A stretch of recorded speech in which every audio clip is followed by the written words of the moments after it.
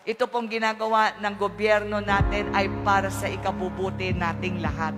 Gusto natin matapos na ang COVID na ito. So may I ask everyone, every day, please pray for Tarlac City. Pray for your family na sana masurvive natin ang COVID-19 na ito. That everyone will be safe. That everyone po, makakaligtas tayong lahat ng maayos sa COVID-19 na to at wala pong tatamaan ng virus na ito. Parang gusto ko nang gumibap kasi wow, ang hirap as in.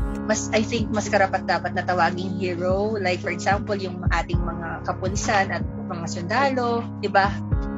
Yung ating mga frontliners. Kasi mga bata po, yung mga anak ko, 3 babae yan.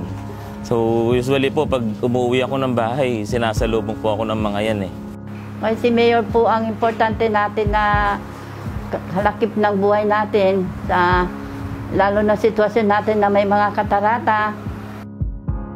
You're broken down and tired. Bata pa lang po ako, iniisip ko na sana makahahon kami sa hirap. Pangako ko lang po sa kanya na gagalingan ko, gagawin ko lahat ng best ko para makatapos ng pag-aaral at the same time magkaroon ng magandang trabaho. Magandang araw po, Mayora. Ako po si Ami Pimentel. Ako po yung nag-send sa inyo ng message sa Messenger. Iniisip ko kung paano ko sasabihin yung mga bagay na nagpapa-inspire sa akin ng dahil po sa inyo. Sobrang salamat po sa lahat ng naitulong nyo po, hindi lang sa akin, pati po sa mga kapwa ko estudyante at mga magulang.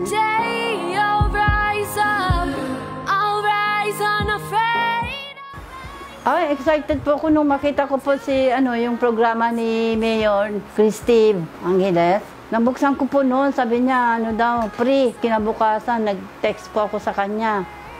O tapos nung kinabukasan naman, answer naman niya ako, sinagot niya. Nagpapasalamat po ako ng maraming salamat po. Kung hindi po kayo, hindi po ako makakita ng maayos yung mata ko.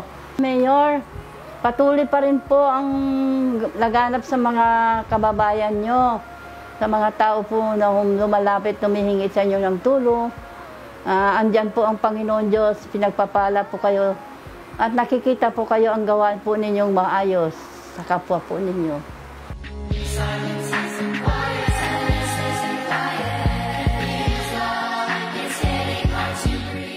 In these trying times, I know napakahirap, right? Napakahirap. Aminado tayo doon. Mayor, you are a good public servant, no? I can say that kasi nakita ko yung positive change sa siyudad natin. Ipagpatuloy niyo po 'yan because I believe in you. I believe in your skills. I believe in your compassion for our fellow Tarlaceños.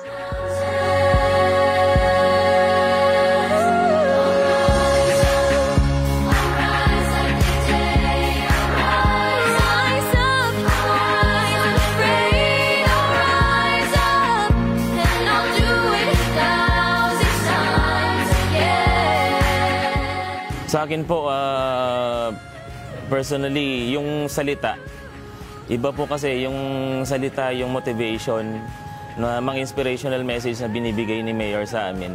Doon po kami kumukuha, personally, doon po ako kumukuha ng lakas, ng tibay ng loob na yun sa simpleng bagay, para po sa akin, naitutulong, naibibigay ko po yung tulong ko sa mga kababayan.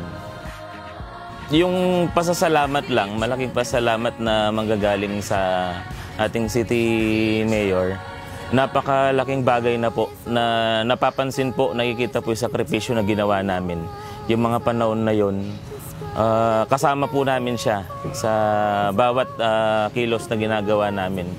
So yun po, yung pong napakalaking bagay yung presensya niya, yung mga salita niya na binibigay sa amin o sinasabi sa amin, yun po napakalaki na nun. Kung binibigyan lang ako, wala, mahirapang kami sa pagkain. Wala, naging mayor ng Tarlac. Diyan ako kuwang kay Christy. Malaking ginawa niyang tulong. Saka mabait. Ako nagpapasalamat ako kay Mayor Christy. Sa lahat na rin naging mayor ng Tarlac, doon ko narasan ng kaligayaan. Ako po ay nagpapasalamat sa lahat yung itinulong sa amin. Dadalaan ko po sa Panginoong Diyos ang lahat ng inyong mga pamilya Sana gabayan kayo at pahaba ng inyong buhay.